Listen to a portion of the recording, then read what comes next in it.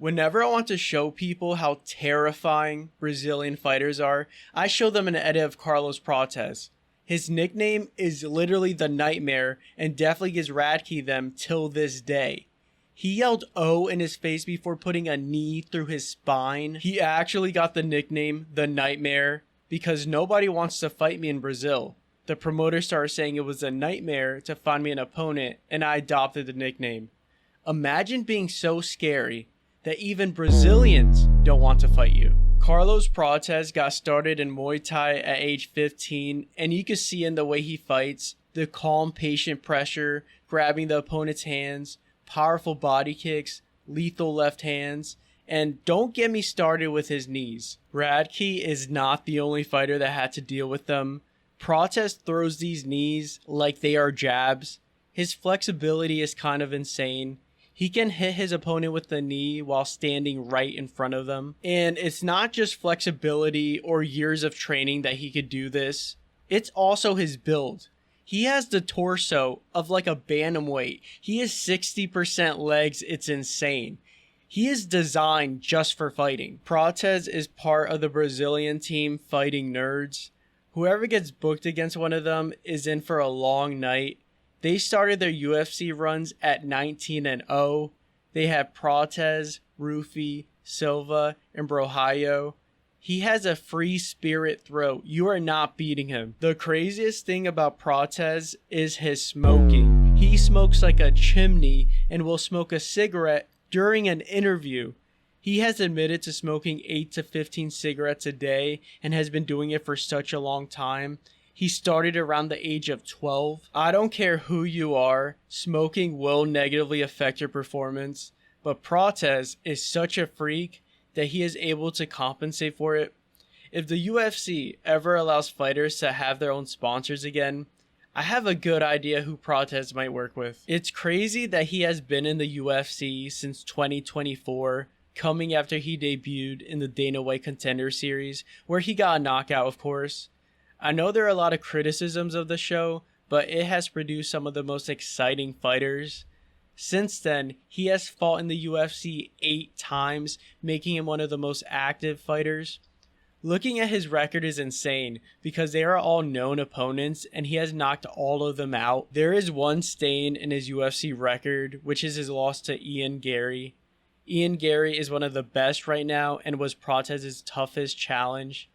Gary completely outclassed him this fight. I had Gary winning every round except for round 5, where Prates could have finished him. Gary was in so much trouble, he was literally crawling away from Prates. But it seemed like Prates didn't have the gas to get the finish. Prates just took a long time to figure out Gary. A rematch between these two is definitely somewhere in the future. After this loss, Prates went right back to work with an insane spinning elbow knockout against Jeff Neal. Later, he would knock out former welterweight champ and elite striker Leon Edwards. Prates had Edwards shooting for a takedown in the first 90 seconds. That's how you know Prates is dangerous. Although Edwards is a former champ, Prates did not respect his power whatsoever, keeping his hands low and marching forward.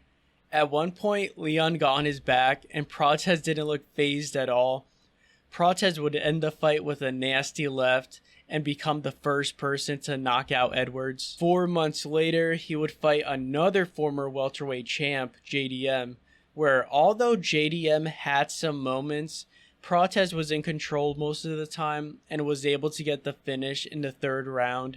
He could have finished it earlier, but was trying to get a highlight reel on the former champ. It's interesting that Prates appeared more confident with 2 former welterweight champs than he did with Gary.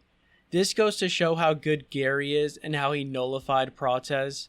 I also feel that Prates definitely improved since his loss, which is always great to see. As of right now, Prates doesn't have anything booked, but with him being the #1 contender, he might be next up for the belt. Henry Cejudo and Kamaru Usman have a podcast together where Henry suggested that Usman fights Prates next. Usman is coming off a loss to DDP where my dumb ass thought he could win. Who needs enemies when you can have friends like Cejudo? Prates would be the final nail in the coffin for Usman. It would without a doubt end in the KO, probably in the first round. Ian Gary is fighting Islam Makhachev in a few weeks, and if Gary wins, we will definitely see Prates versus Gary too, but this time for the belt. Makhachev is the favorite, but this is a new division for him, and Gary is a big guy. I think it's going to be a competitive fight. I'm not sure how Prates versus Islam would go, but I think after the Gary versus Islam fight, we might have an idea. Another fight could be Prates versus undefeated Michael Morales, and this would be an insane fight. I know they are pay-per-view material, but I would want them to headline a fight night so they get the full 5 rounds. Michael Morales is actually the backup for Gary versus Islam, but I hope he is not needed because I am really excited for Gary versus Islam. But he would be a challenge for the both of them. Anyways, that's it. Prates is someone with a bright future in the UFC, and I'm excited to see what's next. Okay, peace.